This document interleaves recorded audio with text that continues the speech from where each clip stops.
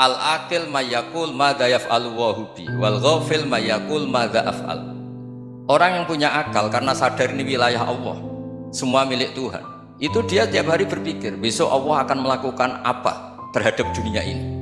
Kamu merencanakan sesuatu, mau plesir ternyata gempa, mau wisata ke Rusia ternyata perang. Kamu tidak pernah tahu apa yang akan terjadi besok. Wa ma tadri nafsum madza taksibu ghadan. Tapi anda semua kita ini sering punya jadwal permanen. Makanya saya kalau diundang siapa saja bisa takdir. Yang jelas Gus ini acara penting. Ya masih acara penting nak pangeran ngersakno piye? Kok ape dadi pangeran? Kamu kok mau jadi Tuhan? Itu kadang ya kiai. Penting Gus acara ini jenengan harus memastikan bisa.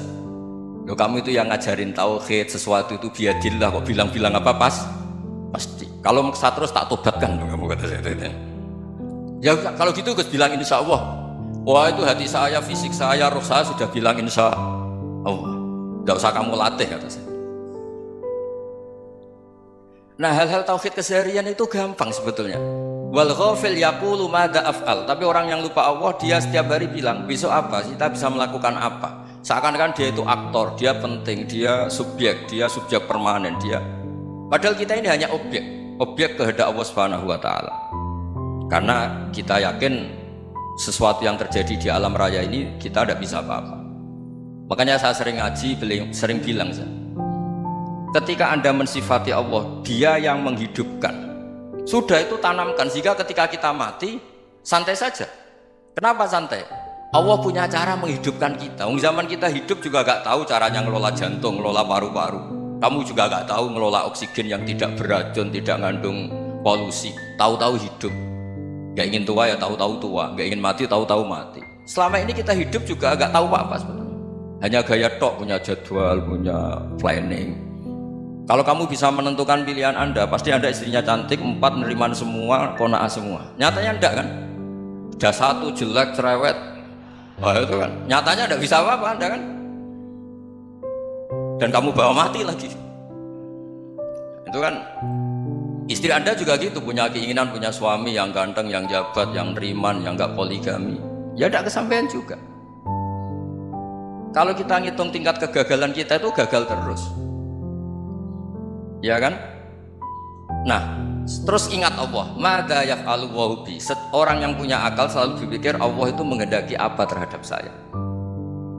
Lalu sama-sama orang melihat orang yang serius, itu kata Anda itu pemikir berat, serius, senang punya tokoh yang merengut karena kamu anggap serius. Tapi sebagian orang menganggap orang yang serius itu wong merengut, wong masam, wong muka kok ditekuk. Jadi sama itu hati ya muqallibal qulub tsabbit qalbi ala dini, karena kita enggak tahu cara berpikir kita tentang orang lain, tentang sekeliling kita. Misalnya kita orang baik yang jenis ngurmat fakir miskin, ada orang bangun masjid mewah itu janggal. Apa artinya masjid mewah kalau banyak orang kelaparan? Tapi kalau yang jenis pendidikan, apa artinya masjid mewah kalau tidak bisa ngaji? Nanti yang jenis infrastruktur, apa artinya ini kalau semuanya punya sudut pandang yang berbeda-beda.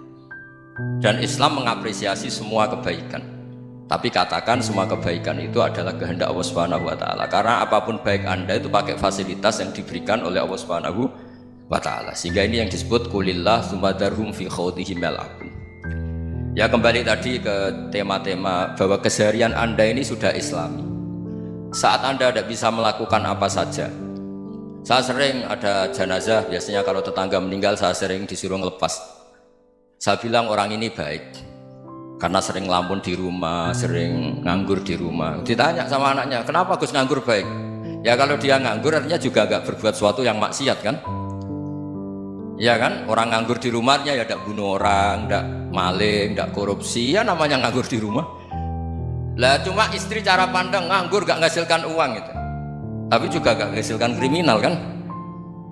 Jadi sebenarnya Islam itu cara, makanya kalau sampai ngaji usul fikih itu ada kitab usul fikih namanya Lubul Usul, itu terkenal sekali di pesantren itu. Itu kalau ngapresiasi keseharian itu luar biasa. Izma min mubahin illa wa yatahaqqaqu bihi tarku haramimma. Karena keseharian yang mubah saat Anda lakukan itu ada kehebatan yang luar biasa, yaitu meninggalkan haram. Makanya dulu banyak orang-orang alim ketemu temannya itu guyon sampai semalaman. Itu biasanya yang semangat Islam itu, kiai kok tidak tahajud, kiai kok tidak witir.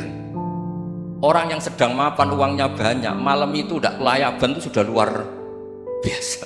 Melawan nafsu supaya tidak maksiat itu sudah luar biasa. Supaya lupa guyon sama temannya semalaman sampai subuh, gejlok-gejlokan ngenang zaman miskin, zaman kuliah nggak jelas, zaman apa. Melihatnya jangan tarkut tahajud seperti ini, meninggalkan tahajud, tapi meninggalkannya ini talkul muharramat. Jadi kayak apa hebatnya? Sehingga Imam Ghazali punya riwayat yang agak unik.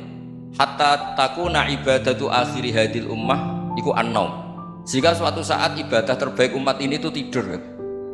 Itu kan riwayat kontroversi. Ketika Imam Ghazali saja, kenapa iya?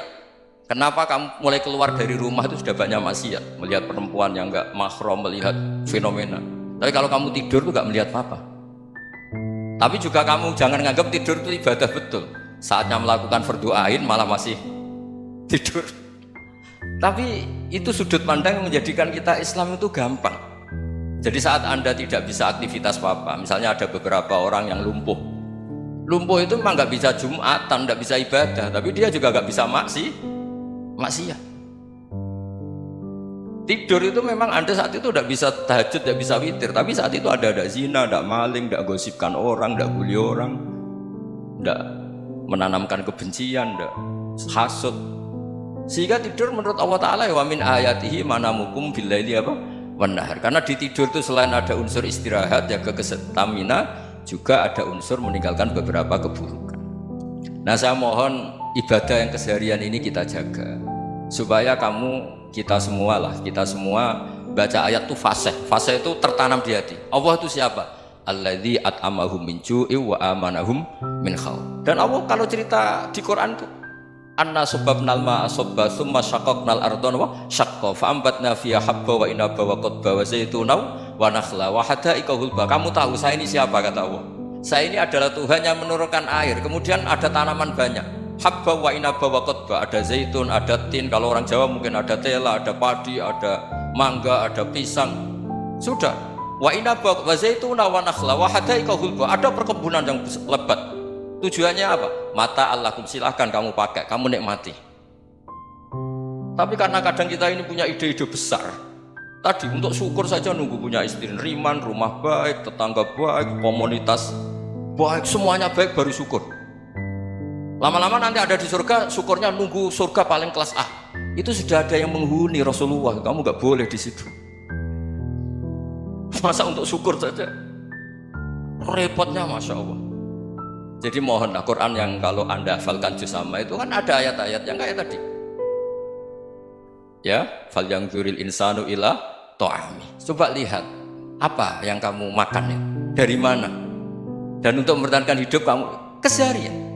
Jadi jangan kira ibadah itu harus membentuk komunitas yang versi Anda. Ibadah itu harus yang hal yang mulu-mulu. Kesehariannya Anda alami. Loh, ini saya tidak bikin-bikin. Saya ngaji bukan karena berdasar pesanan. Itu ayat yang saya baca kan betul ada ayatnya kan, fal yang dzuril insanu ila ta'ami anna subbabnal ma'a subba thumma syaqqaqnal ardha syaqqa fa ambasna fiha habba wa inaba wa qadba wa zaituna wa nakhla wa hada'iqa ghulba. Terusannya apa? Mata'al lakum, silakan kamu nikmati. Mata itu silakan kamu nikmati. Ya kayak sampean dikasih hidangan ya makan. Ya sudah makan, habis makan ya minum, habis itu ngantuk ya tidur. Ya sudah normal-normal saja. Kayak apa indahnya Islam. Tapi Anda mencari Islam yang gimana lagi? Nah, itu yang diajarkan guru-guru kita, diajarkan sanad kita sampai Wali Songo, sampai Rasulullah SAW. Bahwa pada akhirnya ada jihad, ada perang. Itu dulu memang perang, bukan membunuh, beda. Dulu kita dijajah Belanda ya perang, dan itu normal karena kita dijajah. Jadi ketika orang lain ingin baik sama kita, wa in ahadum minal musyrikin astajaroka ya fajirhu hatta yasma'a kalam Allah. Kalau mereka ingin baik ya kita baik. Makanya ada istilah musta'man, mu'ahad. Kalau mereka ingin damai, berdampingan dengan kemajmukan ya itu yang lebih baik. Karena memang Islam menghormati proses perdamaian.